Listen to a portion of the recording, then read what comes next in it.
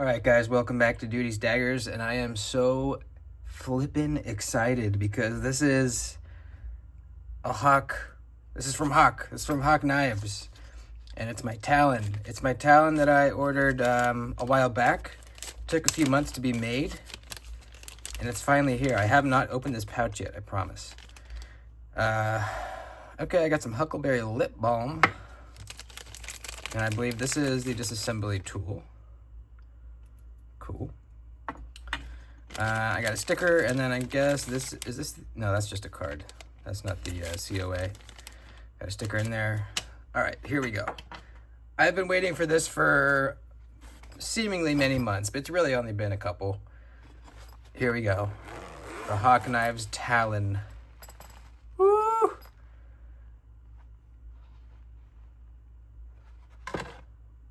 Black Dunes. Black Dunes is the,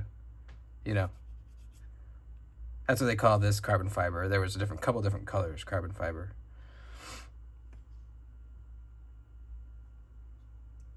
I don't know if I'm going to like this clip. I'm nervous about that. We'll see. Because it's going to be really sticking out of your pocket quite a lot. Like that much. So I briefly played with this at Blade Show, just briefly, and I was like, "Oh my gosh, this is crazy!" So it's using the toggle detent system and the Hawk lock. So I'm dying to flip this thing. I'm gonna go for it.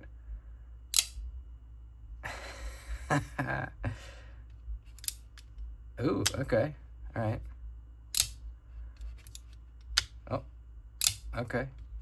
Take some getting used to here. Gosh, that sound is so good. It's so metallic, clicky sounding.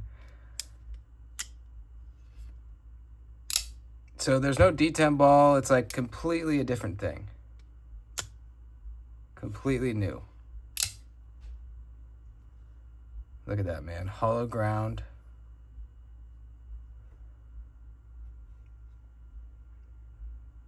Really nice edge on it. Very sharp. This knife was about, about $1,000. So very pricey. We have a patent number right there on the inside. And then on the other side, this is Talon 2025, G&G Hawk M390. G&G, that's Gavin and, that's their names, right? Gavin and Greg? I don't know. I don't know the other guy's name. Oh, gosh. Oh, can I use these slim studs? Yeah. They're actually stops. You can absolutely get in there.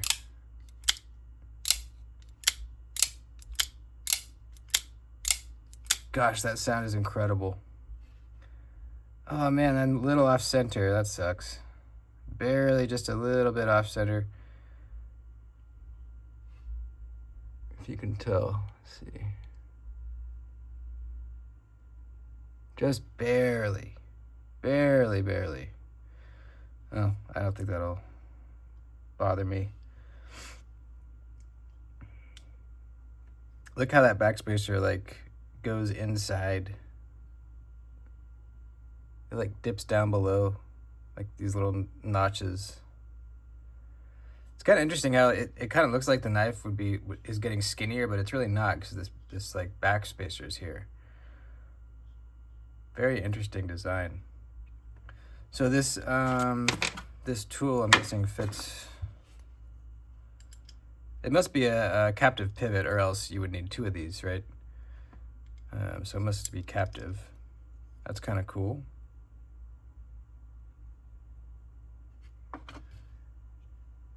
Man, the dark stonewash looks so good on everything.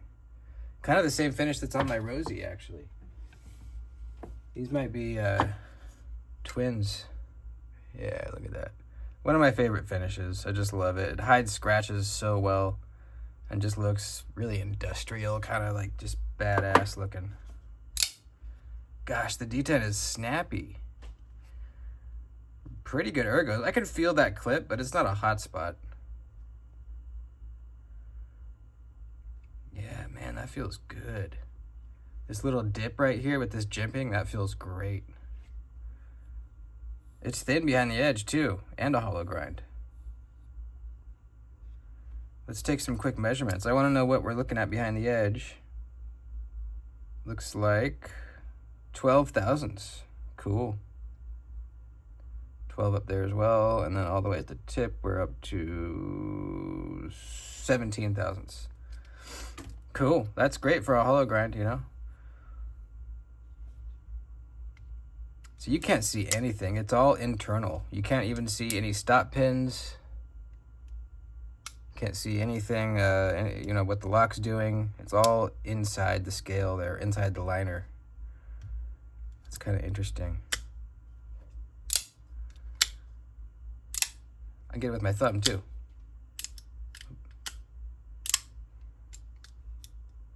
It's very unique feeling. Definitely never felt anything like this. Rock solid lockup. I wonder if I do twist this a little bit, if I'll get back to center. Let's see. Maybe I need to twist this side. Pretty rock solid. It might be Loctited.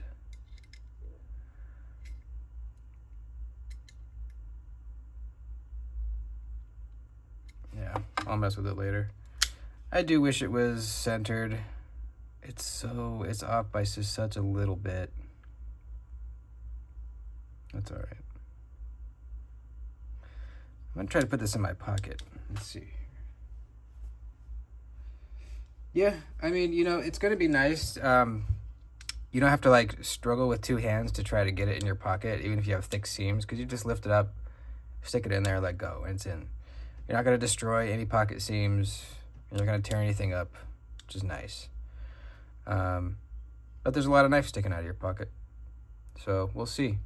I won't know if I like that or not until I carry it around, you know. It is a pretty strong spring, so I really don't see that coming out of your pocket. That's pretty strong. Can I reverse flick it? Yeah. Yep.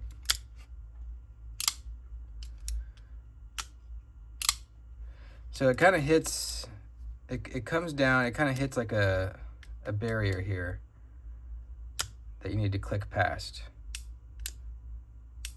So we have a click on the disengagement as well. Comes up, and then there's another little barrier here. We get past that. That's where it begins to push the locking mechanism back down. Right there. It's pushing that down, and then pops up. Are these the stops? And yeah, okay, these are the stops in both positions. That's cool. That's why we don't see anything on the inside for stop pins. These studs are the stops. That's neat. The only other knife I know of that does that is the Umnumzan.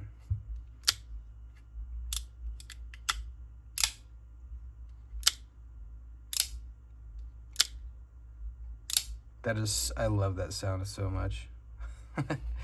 It's so clicky sounding. Yeah, I really dig this. It feels on the heavy side. Let's see.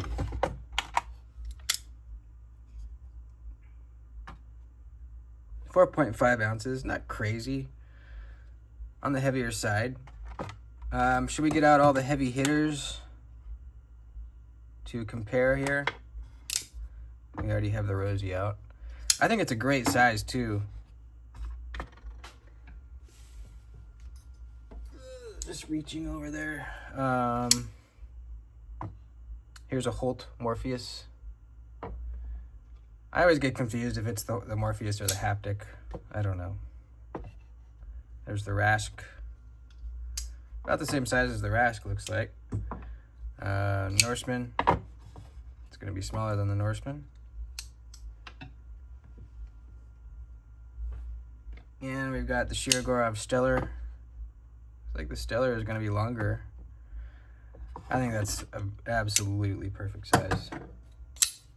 Arius is going to be larger as well. Prince Customs Protean is going to be smaller.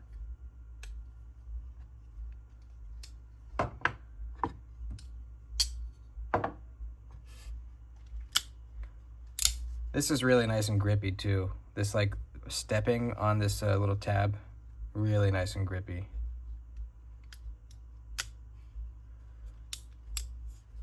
Okay, so you can't pull that down and fling it out like a button lock. Man, the amount of leverage you get on this thing is insane. You cannot fail that whatsoever at all.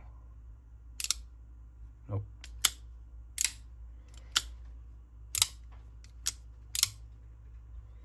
Yeah, this is sick. This is really sick. So yeah, if you don't know, Hawk Knives, they make the Deadlock as well, the OTF. You know, one of the best OTFs ever made, probably the best, because it's rock solid when it's deployed.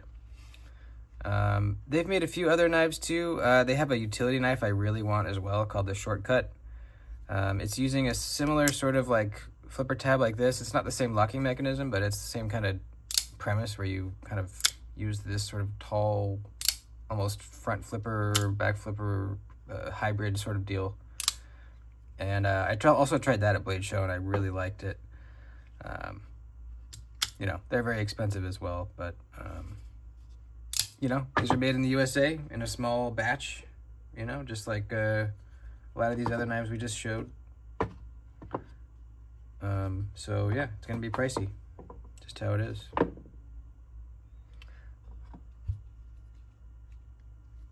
I'd say overall I'm very happy with this. I'm excited to start carrying it and using it. We'll definitely do a cut test. Wish it was centered. I'll mess with the pivot. I'll see if I can tighten that up a little bit. I'm trying to tell if it's, I don't think it's the edge bevel because it's very even side to side.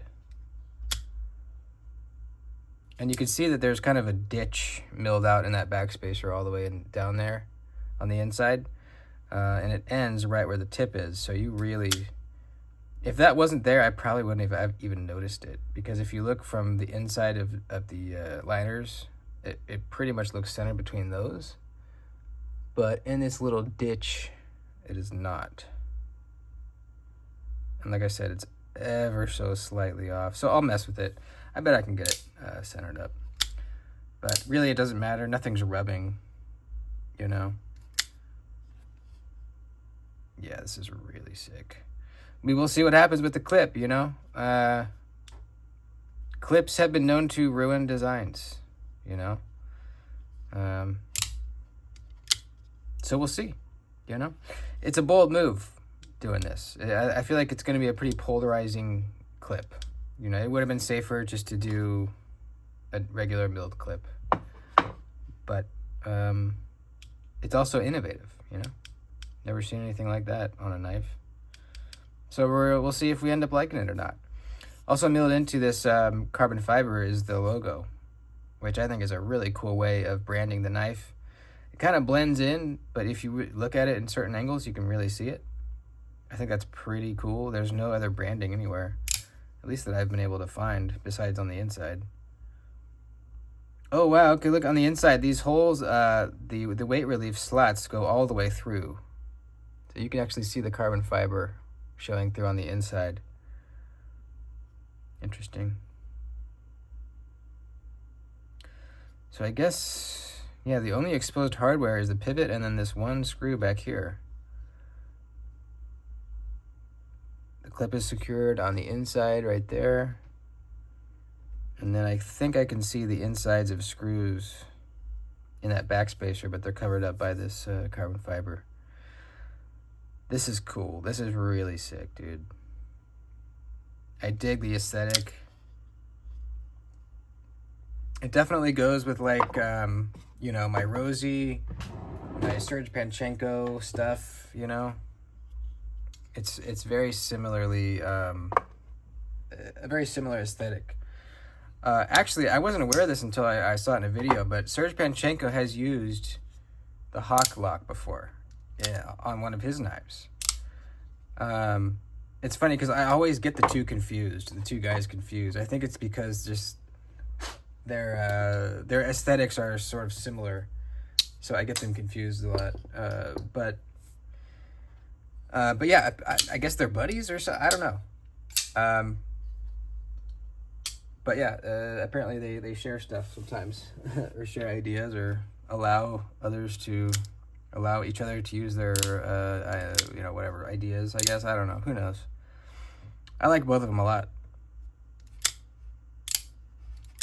Yeah, I'm going to be fidgeting with this non-freaking stop. It's so ergonomic. It really, really feels good in the hand. I think it'd be a great cutter too. We didn't measure blade stock. It's not thin, but it's not crazy thick either. I think with this nice hollow grind and it being, you know, 12 thousandths behind the edge, it'll cut well for sure. Well, there you go. The wait is over. I have my Arius and my Talon. Those were my big purchases for this half of the year. So you're not going to see any more big purchases from me anytime soon. I am tapped out. But I do have some really sick knives being sent in by some viewers to let me review. I actually have right here. I'll give you a little sneak preview. And I haven't actually took the knife out of here yet, but in here is a skiff. Skiff Made Blades Asylum. I've never tried a skiff before. I'm dying to check it out. I'm not going to do it until I start the video. But yeah, I have some really cool knives being sent in for me to check out. So stay tuned. I love you guys. Like the video before you head out. See you next time.